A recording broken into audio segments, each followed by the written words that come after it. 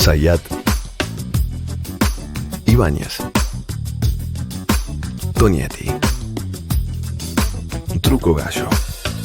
Hola, sean bienvenidos a Truco Gallo, cuarta temporada, episodio número 194. Mi nombre es Daniel Tonietti y me acompañan Alfredo Cuchu Zayat. Cuchu, ¿cómo estamos? Bien, muy bien. Buen día, buenas tardes, buenas noches para todas y todos. Bien, se completa el equipo con Pablo Totó Ibáñez. ¿Cómo andan, amigos? Buena semana para todos y todas. Bien. En el capítulo de hoy estaremos analizando el preacuerdo. Todavía no se conoce la letra chica, pero sí, por lo menos, la presentación que hizo el gobierno argentino y las autoridades del fondo sobre la deuda contraída durante el gobierno de Mauricio Macri. Bueno, y toda esta discusión que se viene planteando desde hace un tiempo al interior de la coalición gobernante y que tuvo para algunos algún tipo de impacto electoral. Hay ajuste en la política aplicada por la dupla Alberto Fernández-Martín Guzmán en las cuentas públicas. El acuerdo con el fondo aumenta esas restricciones. Había otro camino posible. ¿Se negoció duramente o no se negoció duramente con el Fondo Monetario Internacional? Por lo pronto, y esto es como para poder ir analizando, a partir del anuncio de 2 viernes hacia atrás del presidente y de su ministro Martín Guzmán y la confirmación por parte del fondo, el trending topic de la discusión pública tiene que ver. Se está acelerando la devaluación del tipo de cambio oficial, que era uno de los reclamos que tenía el Fondo Monetario. El jefe de la misión del Fondo Monetario en la Argentina, un economista de origen británico, fue recibido en la Argentina con honores diplomáticos, de acuerdo obviamente al rol que está cumpliendo. Y otra cuestión es que está comenzando la discusión a cielo abierto a propósito del tema de las tarifas, tanto de los servicios públicos, las tarifas, los precios regulados, como es la luz, el gas, y en particular también se está dando la discusión que siempre estuvo ahí larvada, pero ahora se está encarando fuertemente, la discusión de qué sectores o qué distritos reciben esa tarifa. Por caso, la intención del gobierno nacional, por lo menos comunicó, es quitarle parte de los subsidios al transporte público, a los colectivos, para ser más preciso, al distrito más rico en términos de recursos, y además el distrito opositor, que es el distrito de la ciudad de Buenos Aires. O sea, acelerándose la devaluación por abajo, por lo menos, que pareciera ser que es una de las exigencias del fondo, ¿no? Para que no se repita lo del año pasado, donde la devaluación del tipo de cambio oficial fue de 20 puntos y la inflación fue de 50. Y después el tema de las tarifas. Esas fueron las primeras novedades de la economía real post-fondo. Bueno, y está el debate abierto. A ver, el debate está, y la carta de Máximo Kirchner me parece que tiene el gran mérito político de poner arriba de la mesa esa discusión, si hay ajuste, si no hay ajuste, cuál es el grado de intromisión del Fondo Monetario en la política doméstica. Algunos hablan incluso hasta de cogobierno, ¿no? Casi, ¿no? El grado de intervención que va a tener sobre las variables económicas del Fondo Monetario casi lo transforman en un cogobernante, por lo menos en términos de materia económica, no así de sus responsabilidades. Por cierto, porque se trata de un organismo multilateral, no se trata de un organismo de política doméstica. Bueno, el debate está ahí. Cuchu, no sé si querés arrancar vos o Totó. Dale, empiezo y yo creo que voy a hacer algunos comentarios y vamos a hacer un poquito de preguntas y respuestas con vos, Dani. Dale. Entonces, primero, para que quede claro, digamos, mi posición, digamos, yo estoy en contra del fondo.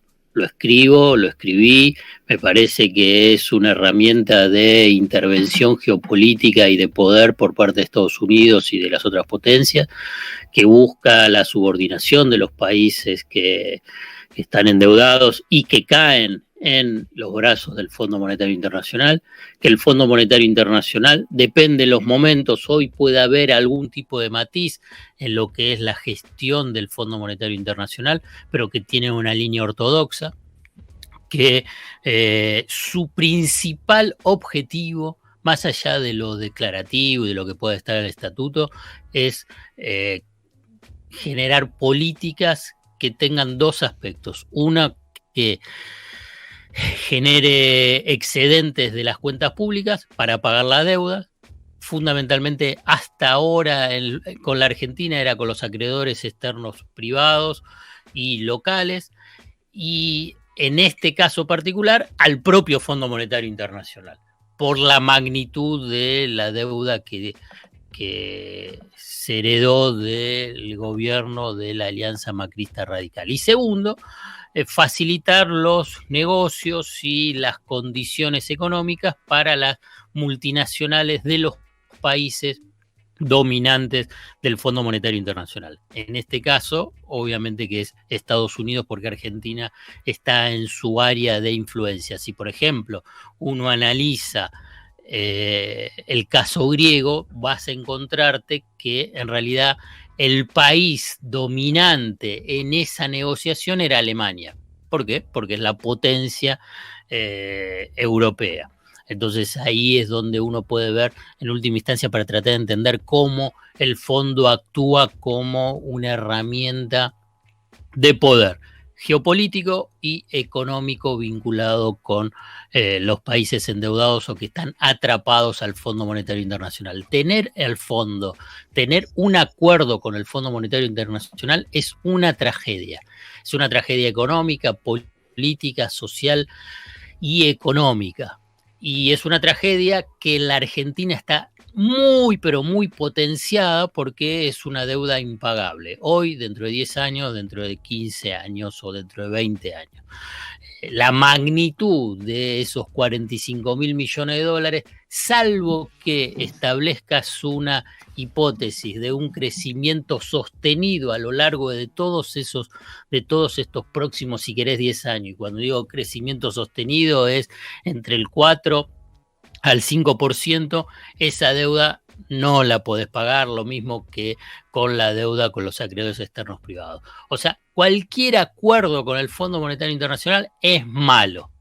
Ahora bien, frente a ese escenario, es decir, bueno, ¿haces acuerdo o no haces acuerdo? Si haces acuerdo, tenés que lograr que sea lo menos malo dentro de la tragedia de tener un acuerdo con el Fondo Monetario Internacional. Esto es un punto central para tratar de entender, decir, bueno, a partir de ahí, ¿cómo seguir? Déjame que te haga un par de precisiones vinculados con que se están tomando medidas que ya son parte del acuerdo. Y permitime un matiz. No hay una aceleración de la devaluación porque la pide el fondo. Si después, con el acuerdo, hay un salto devaluatorio o una aceleración de la devaluación por encima de la inflación, te doy la razón. Hoy no es parte de la misma política cambiaria que ha tenido el gobierno de Alberto Fernández desde el primer momento. ¿Y cuál fue? En el 2020, desde el 2019, desde que tomó diciembre del 2019, hasta marzo del 2021, el ajuste del tipo de cambio es lo que se llama el crawling peg, iba acompañando la inflación pasada. Así fue. Por eso en el 2020 la devaluación fue 4 puntos por encima de la inflación.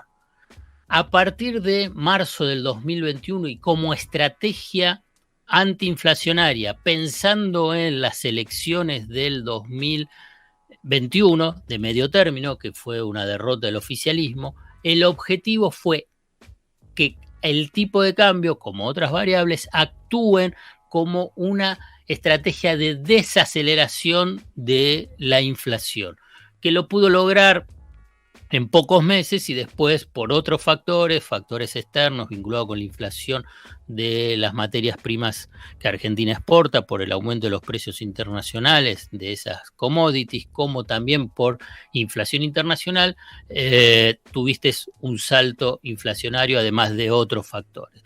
Entonces, ¿qué es lo que pasó? Desde marzo del 2021 hasta diciembre del 2021, que el ajuste del tipo de cambio estuvo por debajo de la tasa de inflación.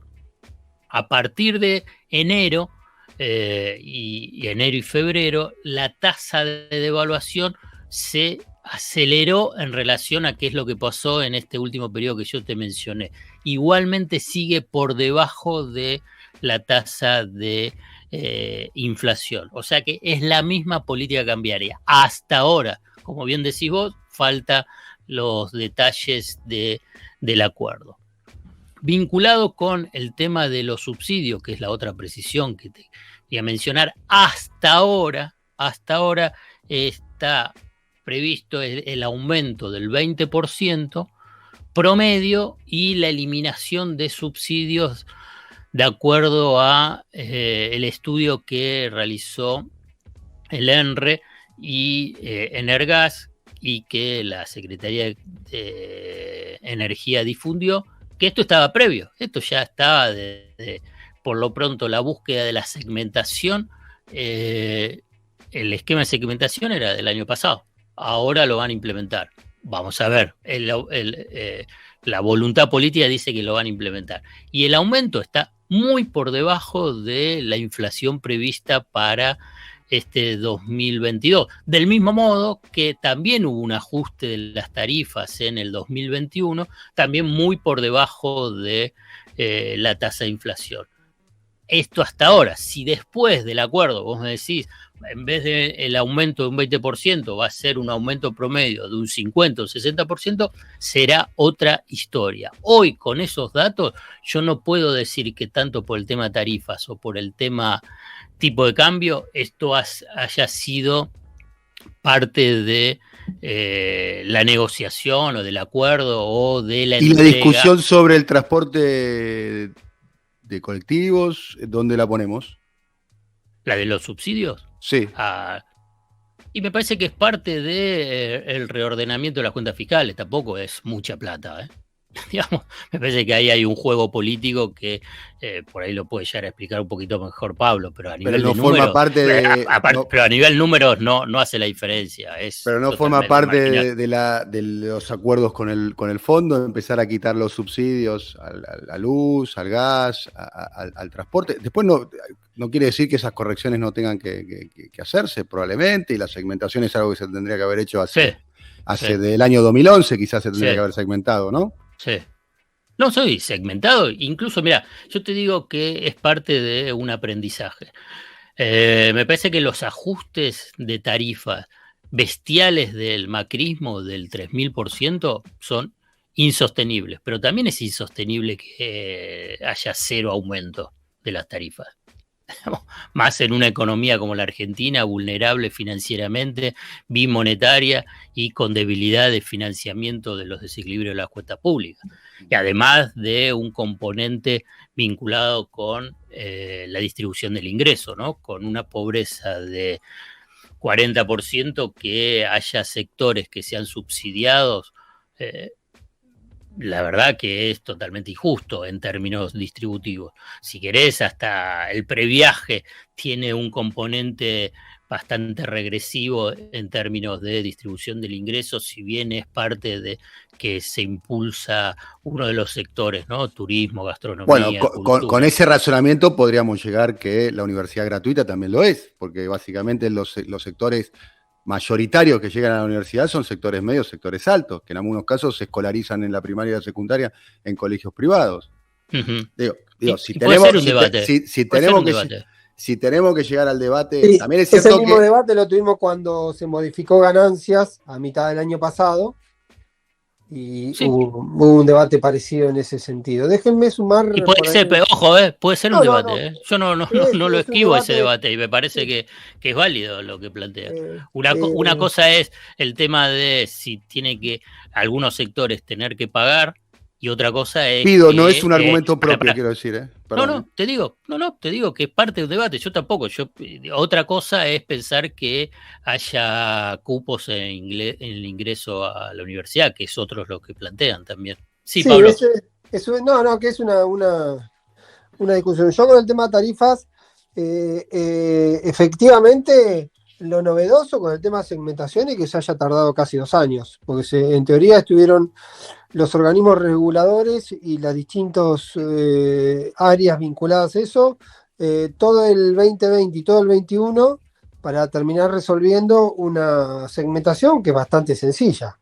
Es bastante sencilla, digo, en el diseño final, porque agarrar, estimar cuánto es el valor de mercado en Cava, decir dónde vale más de $3.750 el metro cuadrado, y ahí sacarle el subsidio de tarifa. Quiero decir, no me voy a la cuestión de fondo, sino digo que 2 años para resolver un sistema de segmentación que es bastante lineal, también hay una discusión en ese sentido que posiblemente tenga siempre que ver con las velocidades y las dificultades que tiene este gobierno. De hecho, la segmentación de tarifas está ahora en análisis en economía y en energía, y habrá que ver si efectivamente energía y economía validan ese sistema de segmentación de tarifas, que además tiene sistemas distintos. En Capital Federal aplica una cuestión de valores territoriales, en el AMBA toma un criterio un poco más laxo porque toma las urbanizaciones y los countries donde el valor y donde el costo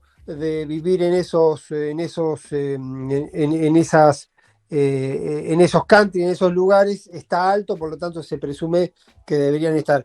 Hay también una discusión cómo se hace una segmentación y a partir de qué elementos. Después, un factor que suele aparecer es cuántas herramientas, cuántos datos individuales puede tomar el mercado, el Estado, de cuántos datos dispone y de cuántos puede disponer para decir, bueno, vos, Daniel Tonietti, donde vivís por tus ingresos y demás, tenés que tener subsidio o no tenés que tener subsidio. Digo Daniel Tonietti, como puedo decir el que sea, simplemente para mencionar eso.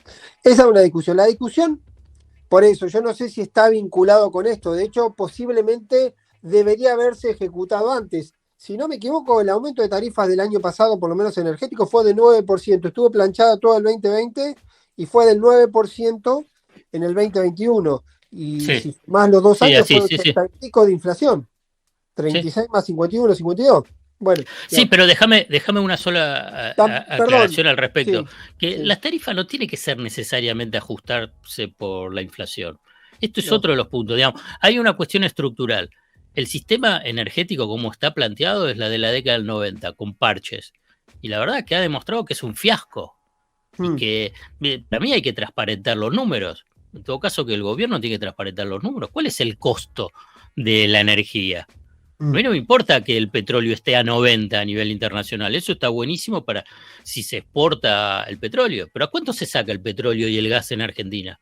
¿Cuál es el costo que tienen las empresas? Y en todo caso, si el costo que declaran las empresas es el verdadero o no. Bueno, eso hay que apuntar. Entonces, tenés un punto inicial. Saber cuál es el costo de la generación del petróleo y del gas. Y a partir de ahí, en cada uno de los eslabones. Y después pagar un precio, si querés, justo. Ponerle ese, entre comillas, ¿no? Es justo. Pero no es la tarifa de acuerdo al precio internacional o por la evolución de la inflación. Porque no es así. Digamos, digamos, eso es una deformación de la construcción de un precio clave en la economía, que es las tarifas de los servicios públicos a lo largo de los 90 y en todos estos años. Hay que revisar, o en todo caso plantear como debate central, decir, bueno, ¿cómo se forma el precio del servicio público? Y a partir de ahí decir, bueno, es esto lo que tiene que pagar el consumidor. Y a la vez también los diferentes segmentos de consumidores. Está claro eso. Es una discusión que evidentemente, cuando de hecho en el planteo de tarifa que hacen los entes reguladores más CONICET, quizá el espíritu original es no seguir, es cambiar el eje del subsidio entre demanda y oferta, pero es una discusión que yo técnicamente no me quiero meter para no perder por lo menos el eje de lo político, porque también esta segmentación se concentra en el AMBA.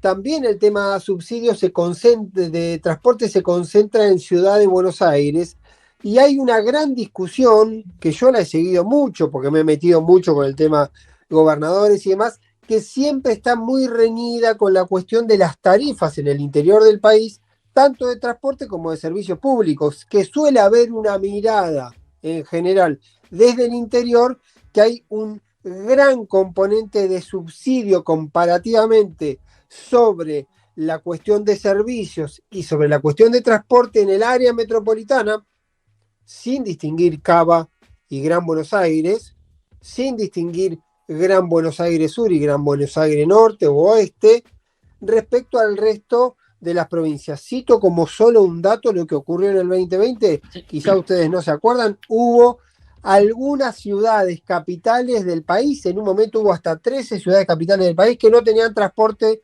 público de pasajeros, porque venían mal, vino la pandemia en el medio, dejaron de circular, cuando quisieron volver no daban los números, no daban la cantidad de colectivos y generó casi un parate, algunas, qué sé yo, ocurrió por ejemplo en Santa Fe. Pero y en Rosario también. Pablo, déjame que quiero retomar el disparador inicial. Y entonces, y a partir de lo que fue la carta de Máximo vinculado con el tema del acuerdo.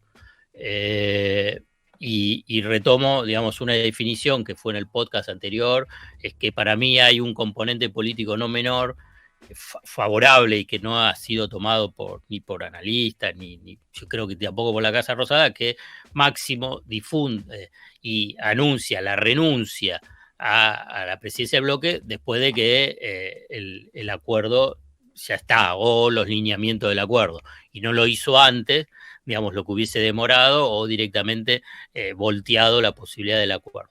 Me parece que ahí hay un factor político importante. Pero ahí lo que plantea Máximo, y que me parece que es parte del debate al interior del Frente de Todo y de la militancia y de analistas, es decir, bueno, ¿tenía que haber acuerdo o no tenía que haber acuerdo con el fondo?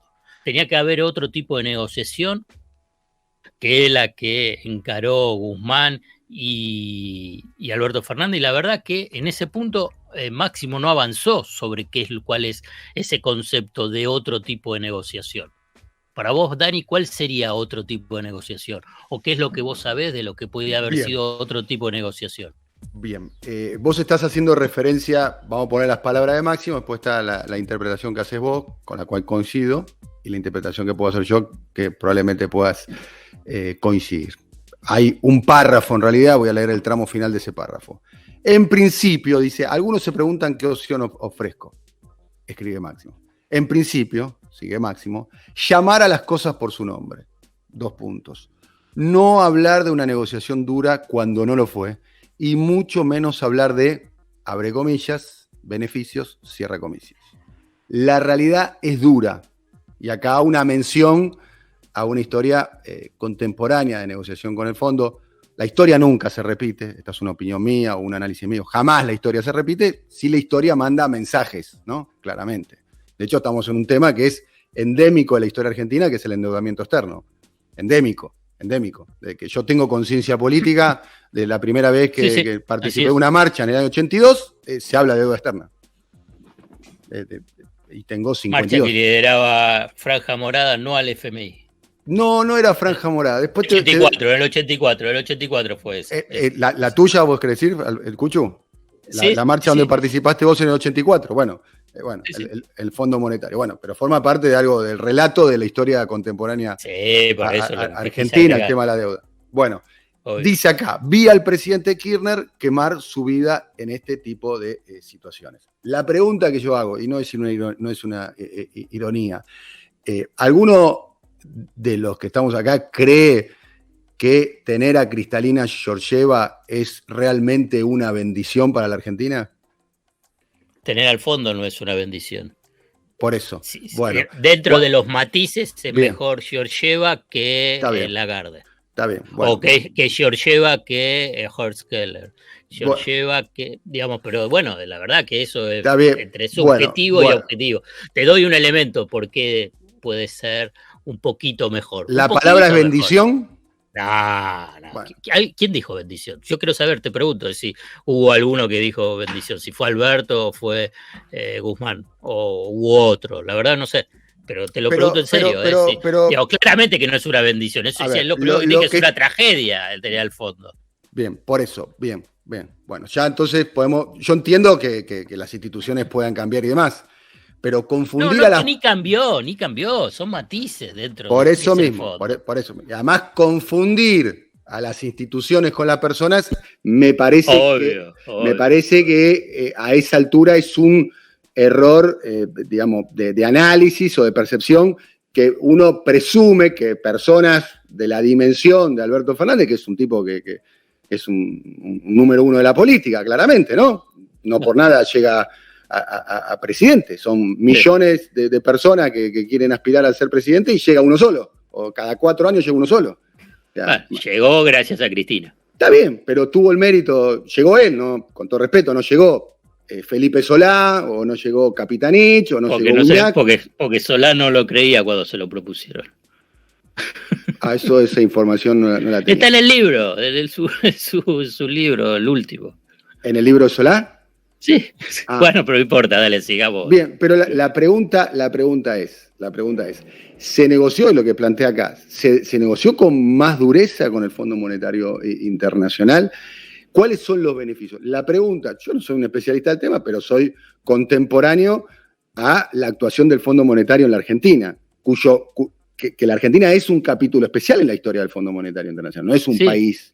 De 65 años tuviste 21 acuerdos, 19 de stand-by y 2 de Stand Funds Facility, y todos fueron fracasos. Bien, hay un muy buen libro de la historiadora y economista Noemí Brenta, editado por Capital Intelectual, donde hay un relato muy pormenorizado de todos los acuerdos con el fondo.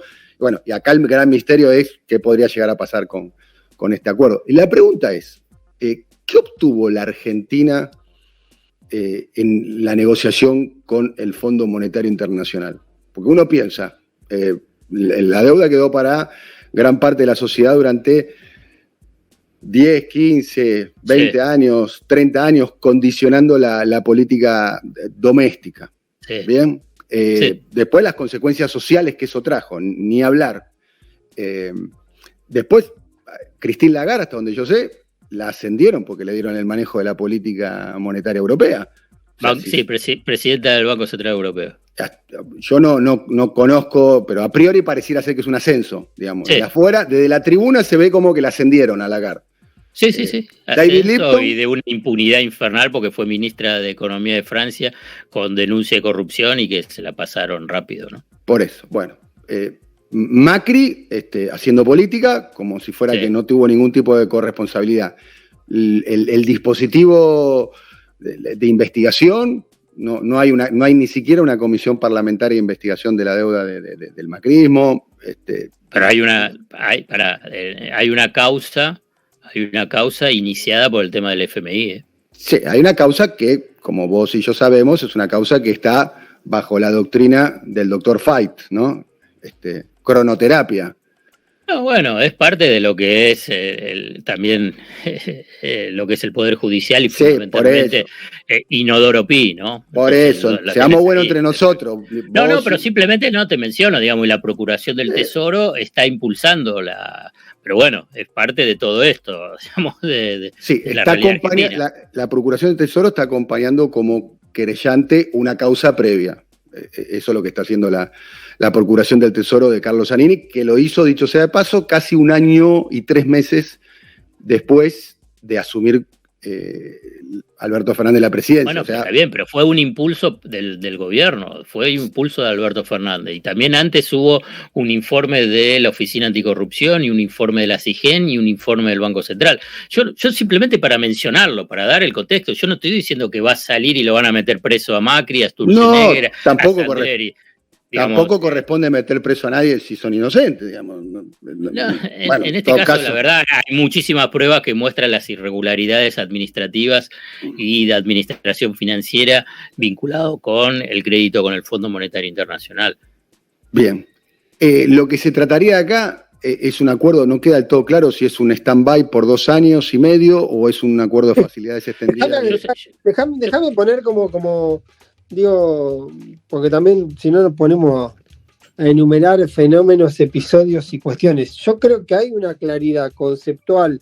Ahora voy a compartir un dato con ustedes, una encuesta del fin de semana. Hay una coincidencia general respecto a que genéricamente no es bueno el involucramiento del fondo, que tampoco es justo, tampoco es aceptado, tampoco es querido, tampoco es satisfactorio que queden, que el fondo no salga a ejecutar a sus propios funcionarios, lo cual también sería bastante ilusorio, me parece. Ahora, yo creo que la discusión del fondo sobre el acuerdo sí, sobre el acuerdo no. Pablo, déjame decir algo, no es que no los ejecutó, los ascendió. Bueno, sí, Lagarde y David Lipton. Pero porque el fondo lo de Lipton más o menos, pero Lagarde es muchísimo más claro. Lo de Lipton sí que te digo, ¿no? Están protegiendo todo el tiempo a sí mismo, está claro, digamos. Digo, esa cuestión que yo creo que excede claramente a las herramientas que tiene Argentina. Quizá la pregunta, sin ser demasiado técnico, quizá la pregunta es, ¿qué pasaría con la Argentina si no estableciese ningún acuerdo con el fondo? No es incluso qué tipo de acuerdo hubo, yo no sé si fue dura según el criterio de Guzmán o no fue tan dura como da a entender Máximo, ¿sí? La expectativa, Máximo ha deslizado por ahí que él creyó que Guzmán le dijo algunas cosas que no eran tales, le presentó una expectativa que finalmente no se cumplió. Ahora, la cuestión particular con el fondo era qué pasaba en la Argentina. Si vos no encontrabas un punto de acuerdo, tenías que empezar a pagar 18.000, 19.000 millones de dólares que tenés que pagar a lo largo del 2022. Y hay un elemento que yo, sin ser economista, alguien me comparaba respecto al default, a la negociación que tuvo en su momento Kirchner con Lavagna, que en aquel momento venías de una situación de default práctico, en todo caso, estabas negociando en unas condiciones totalmente distintas, porque de alguna manera incluso el tiempo podía correr a tu favor. Y un cuarto del monto. ¿Cómo? Un cuarto del monto y un ciclo político ascendente y un ciclo económico ascendente, cosa que aquí está por verse. Y un datito más, discúlpame, y con reservas. Tenía dólares el Banco Central. Bueno, hoy no. Yo creo que ahí hay una debilidad que se repite, y yo creo que se repite incluso en actores que uno a simple vista supone o imagina que son hipercríticos, pero cuando se habla de cómo está estructuralmente, alguien me podrá decir, bueno, llegamos hasta acá cuando esta discusión debería haber empezado a establecerse en otros términos hace 1 año y medio, cuando estabas objetivamente mejor, si querés, de reserva. Ahora, llegaste a una realidad que es esta. Dilataste, demoraste, tendrías que haber cerrado en ¿Por qué se dilató? Eso me parece interesante. Pero me parece que es importante porque es parte de una cuestión que a mí me gustaría tener alguna respuesta vinculado con eso a partir de la carta de Máximo. ¿Por qué se dilató? ¿O quién no quiso el acuerdo a mediados del 2021? Hay una presunción que suele existir, que es decir que Guzmán debió profundizar, acelerar los plazos de la negociación en otra instancia, ¿sí? Que debió avanzar más a fondo hacia mitad del año pasado, que se tendría que haber aprovechado de alguna manera el coletazo de la salida de la pandemia, que eran... Pero no hubo ningún freno de líderes de la coalición pensando en las elecciones del 2021. No, en su momento... Tengo entendido que sí. Me parece que Cristina no quería que se cierre el acuerdo antes de las elecciones. Como hubo también un planteo similar respecto a tarifas el año pasado. Pero digo... pero no importa la tarifa, me parece que el tema del fondo me parece importante. Bueno, sí, porque vos durante el 2021, digamos, ¿cuál es uno de los puntos de por qué llegás débil? Porque entregaste 5.000 y pico millones de dólares al Fondo Monetario Internacional para cumplir con los pagos de los vencimientos. Si vos hubieses hecho el acuerdo antes, esos 5.000 millones de dólares lo tenés hoy en las reservas. Y además con evitando que los sectores más duros del Fondo Monetario Internacional, no empiecen a ocupar lugares en el fondo, porque hubo un golpe para voltear la cristalina Georgieva en septiembre, que se salvó el pellejo, pero quedó debilitada. En cambio, en la primera mitad del 2021 la situación era diferente, con pandemia. Pero no hubo una decisión de la conducción del Frente de Todos de cerrar el acuerdo con el fondo. Incluso nosotros, yo creo que lo hablábamos en algún podcast vinculado con el fondo, pensando que se votaba en la selección y pensar que a la gente le importa si hay acuerdo o no hay acuerdo con el fondo. A ver, lo que estás planteando vos es una abstracción, una hipótesis, porque no es lo que terminó pasando, ¿no? Pero vos decís que hubo una tensión interna y que Cristina estaba en contra del acuerdo con el fondo el año pasado. ¿Entendí bien? Los analistas políticos decían todo eso. Por eso. O sea, y es lo que también tengo entendido que... Pero vos qué pensás, ¿que sí o que no? Ante los reproches que le hacen a Guzmán comunica, entre otras cosas, esto. Yo este acuerdo lo podría haber firmado antes, hubiésemos cuidado los dólares. Bien. No, pero yo te digo, desde el Banco Central dice al revés también. Por eso. El Banco Central le tiran también, digamos. Tema Banco Central, ¿no? Pero yo quiero una precisión a ver si coincidimos en este punto, porque si no, digamos, ¿coincidimos o no coincidimos? ¿O tienen otra mirada u otra información? Voy a aportar mi análisis a lo que vos decís. Bien. Tema dólares, la falta de dólares, ¿no? Porque en definitiva, a ver, si la negociación fue buena o mala, el propio presidente despeja cualquier tipo de duda diciendo estábamos con la soga al cuello, ¿no? Y después el domingo le dice a Mario Weinfeld, el lunes al Gato Silvestre, que si no hubiese habido acuerdo con el fondo tenía que haber decretado un feriado bancario. O sea, claramente... Feriado cambiario. Sí. ¿Cambiario dijo? Yo entendí bancario. Cambiario. Bueno, o sea, una situación muy, muy aguda. La otra pregunta que surge subyacente es año 2019, último año de Macri. 2020 y 2021 hubo superávit comercial, o sea, los dólares estaban o no estaban. Sí. De hecho, hay una muy buena investigación, bueno, creo que Claudio Lozano, como economista, no como director del Banco Nación, más que es funcionario, hay una serie de notas en ese sentido. No, Raúl de la Torre. Que la plantea Rulo. El Rulo de la Torre fue el primero, antes de que Claudio lo por eso mismo, Rulo de la Torre... Tema que se utilizaron dólares para el pago de la deuda externa privada. Exactamente, para cancelar deuda y además con todos esos mecanismos opacos, Cuchu, que son los back-to-back, que son autopréstamos, las consultorías, la transferencia de tecnología y conocimiento, todo un montón de mecanismos que tienen las empresas multinacionales como para evitar el control cambiario y poder girar sus dólares a las casas matrices. A dólar oficial, obviamente. Al dólar, pequeño detalle, se llevaban el dólar billete, el crocante, a 100 mangos, digamos, para hacer un número redondo. Bueno, todo eso, un poco, bueno, no hace falta que argumente, lo escucho a Rulo permanentemente contando, y de hecho el propio Guzmán, en la reunión del 5 de enero, lo plantea con los gobernadores. Hemos tenido también el tema de la deuda de los privados. La pregunta es, 2019 superávit, 2020 superávit, 2021 superávit. Y un superávit importante, ¿no? En algunos casos 15.000 millones de dólares por año. El 2021, sí.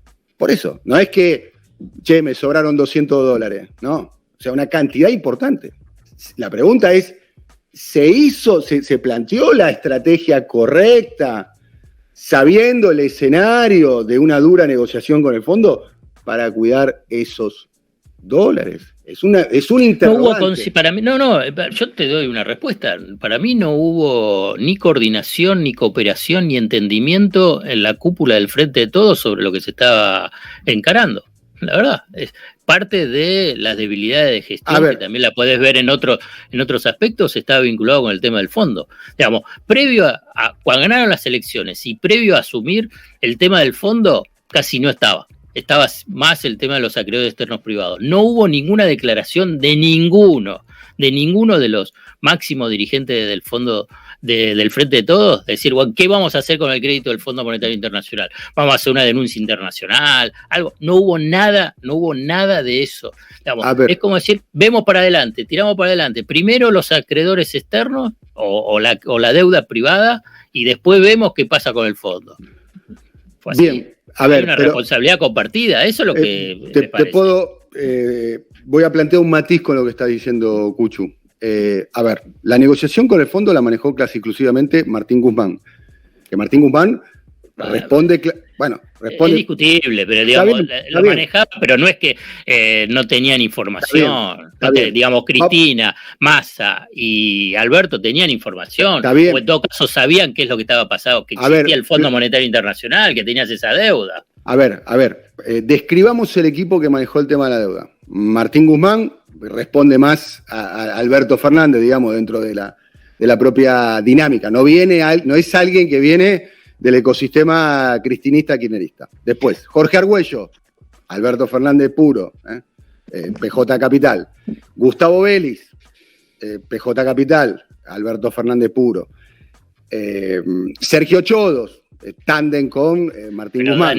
Dani, yo creo que me estás eludiendo como un muy buen número 10 que sos en la cancha, digamos, que mirás estratégicamente todo. Digamos, me parece, eso está claro. Yo lo que te estoy planteando, y quiero decir, bueno, ¿qué es lo que pensaba la conducción política del Frente de Todos vinculado con el Fondo Monetario Internacional? Y no está expresado, no se sabe. Digamos, en la carta de Máximo lo dice. La carta me parece que dice. No, bueno, ponerle poner diferentes nombres. Bueno, está bien, no fue una cosa, fue otra. Bueno, ¿y qué más? Entonces, ¿y qué más? Digamos, ¿cuál era la posición de Cristina con el tema del fondo? ¿Cuál es? No se sabe. Entonces, o cuáles son las opciones. Yo creo, digamos, más allá de decir, no acuerdo, rompemos con el fondo, sino, ¿cuál era la opción de otro tipo de negociación? Y la verdad que yo no la conozco. Por ahí vos sí, o porque lo hablaste, o te lo comentaron. Digamos, quiero saber cuál es. Estoy planteando bien, en forma. No se podría. Muestro mi ignorancia. Me gustaría. Me gustaría. Pero en serio, me gustaría saber qué es lo que piensa. La verdad, vos siempre lo dijiste. El kirchnerismo se maneja con un nivel de secretismo muy, muy elevado. Entonces, me gustaría saber. Yo te voy a decir una cosa, yo entiendo lo que decís, Cuchu. Si hay una cosa que no me quepa ninguna duda es lo que piensa Cristina sobre el fondo. Casi que una semana antes, el viernes se anunció el acuerdo, el miércoles hizo una presentación en Honduras. Sí, la escuché. Bueno, clarísimo. donde fue, ¿Cómo se negocia? Porque lo que se está discutiendo, se negocia. Cristina, incluso en los actos de campaña, no dijo no pagarle al fondo. No, nunca, pero nadie planteó, ¿cómo se negocia? ¿Qué es lo que se quería negociar diferente? En serio te digo, que lo expresen. Ahí está, evidentemente, Cristina lo expresa públicamente, de hecho hay una serie de cartas en ese. Pero ¿cómo sería esa negociación diferente de acuerdo a las cartas? Supongamos, digamos, especular, a ver. ¿Especular? Sí, o hacer una inferencia sobre cuál hubiese sido una mejor negociación de acuerdo a Cristina y Máximo. No lo sé, eso se lo tenés que preguntar a ellos, no me lo podés preguntar a mí. No, bueno, pero por eso te digo, pero si no lo dicen. Quizás no lo dicen públicamente. ¿Qué es lo que a mí me transmitieron? Lo que a mí me transmitieron es, esta decisión es una decisión estratégica que pone además la electorabilidad del Frente en duda, porque claramente, ¿qué es lo que dicen por lo menos con los dirigentes que yo hablé? Con esta política económica perdemos las elecciones. Claramente. Y le allanamos el camino a la vuelta de lo que se denomina la derecha. Esa es la discusión de fondo. Y lo que me transmiten a mí también es, nosotros pusimos los votos y no participamos en las decisiones. Que me parece que es una de las cuestiones que se trasluce de la carta de Máximo. Yo puse los votos y en la mesa de negociación, si yo te describo todos los que participaron de la mesa de negociación del fondo, de Chodo, Guzmán, Vélez, Argüello, ninguno es del dispositivo kirchnerista. Sí. Ninguno. Es más, me animaría a decir, no el caso de Chodos, no el caso de Guzmán, sí el caso de Argüello, sí el caso de Vélez, hasta te diría claramente antikirchneristas o anticristinistas.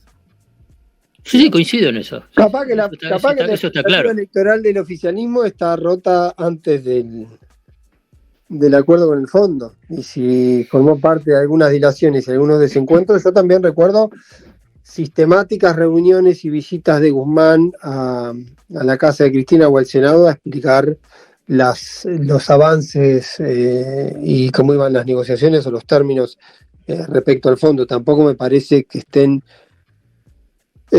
desvinculado el término general. Posiblemente, y haciendo o tratando de hacer una síntesis, y posiblemente sea una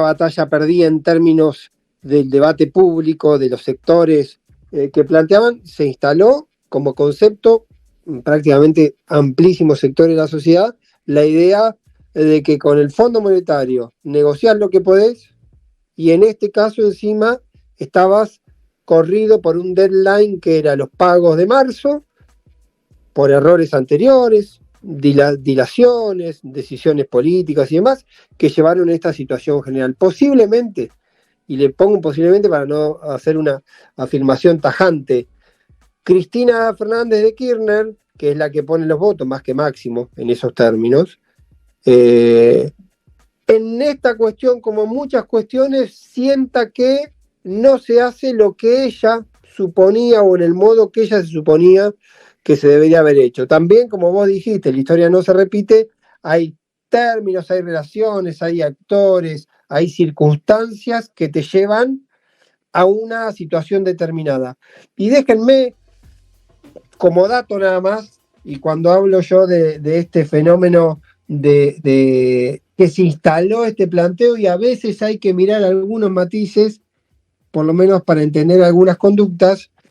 Una encuesta del fin de semana de Fixer, que es una consultora que suele trabajar para el PRO, pero que yo he tenido buenos datos, he seguido buena información de ahí, presenta que el 75% de la gente, de los consultados, después discutimos las encuestas, tomémoslo como un insumo posible, ¿sí? No discutamos las encuestas en todo caso, tomémoslo como una herramienta, como un consumo. 75% de la gente está de acuerdo con el acuerdo con el fondo, con que hay que hacer un acuerdo con el fondo. 13% no, y después hay 6% que algunos dicen no saben, otros están con matices y discusiones. Ese es el marco general. Pero donde aparece el mayor matiz, que para mí me resulta relevante, y ahí también interpreto algunas conductas de Máximo, es que en el frente de todos, esos números cambian. Solo un 64% está abiertamente de acuerdo con la necesidad abiertamente de acuerdo con el acuerdo, y un 24% dice que no. Y si te vas a Juntos por el Cambio, los números también, porque el 85% de los que se declaran de Juntos por el Cambio cree que sí o sí tiene que haber un acuerdo, y solamente un 4% dice que no. Esto también puede leer cuáles deberían ser las limitaciones en todo caso de Juntos por el Cambio a la hora de que se discuta esto en el Congreso, y por qué puede ser todo un biribiri este juego político de que no hay que aprobar la ley y demás. Parece que no tiene herramientas Juntos por el Cambio para oponerse a estos términos, porque de alguna manera es también, uno puede entender que es resolverle un problema histórico a algunas cuestiones Juntos por el Cambio. Y cierro simplemente para completar, porque me parece que hay una figura que tiene que ver con afinidad política. Seguidores de Alberto Fernández, el 60% está de acuerdo, el 32% no está de acuerdo.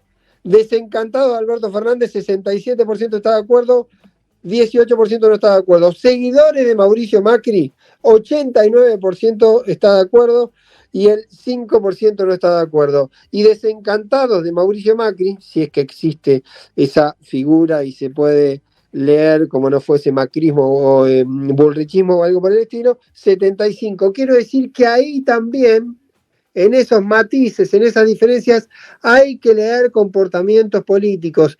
Y yo vuelvo a un episodio que para mí es casi una ingenuidad de mi parte que lo planteé. Yo interpreto al final de toda la película que Máximo Kirchner tenía muchísimas diferencias por el gobierno y abrazó como salida el tema del fondo, porque es en todo caso una diferencia más. Es en todo caso una diferencia más de una serie de diferencias y una serie de incompatibilidades, desencuentros, falta de empatía que ha tenido con el gobierno. Bueno, hemos terminado un apasionado capítulo de Truco Gallo. Espero que le haya gustado a los oyentes. Batimos el récord, me parece, casi una hora. Batimos, bueno, el tema lo meritaba, claramente, Cuchu. ¿Querés que revelemos quién es el que dijo que es una bendición para mí tener a Cristalina? Sí, dale. Ahí está. Bueno, dentro de tanto malo, gracias a Dios que en el fondo estaba Cristalina Georgieva, porque el Papa me lo dijo, debo admitirlo, ¿no? Me dijo, esa señora vio la pobreza en su niñez muy de cerca y entiende muy bien lo que es la pobreza. Explíquele lo que pasa en Argentina que lo va a entender, y tuvo toda la razón del mundo. Bueno, será hasta la próxima, Cuchu. Un abrazo. Bárbaro. Un abrazo grande para todos. Un abrazo muy grande. Será hasta la próxima, Totó. Hasta luego, muchachos. Un abrazo grande. Será hasta la próxima. Chau. Coordinación: Alfred Ábalos. Producción comercial: Pablo López. Realización: Simón Villarrubia. Diseño gráfico: Andrés Roch y Lisandro Aira para Brasilcomunicación.com.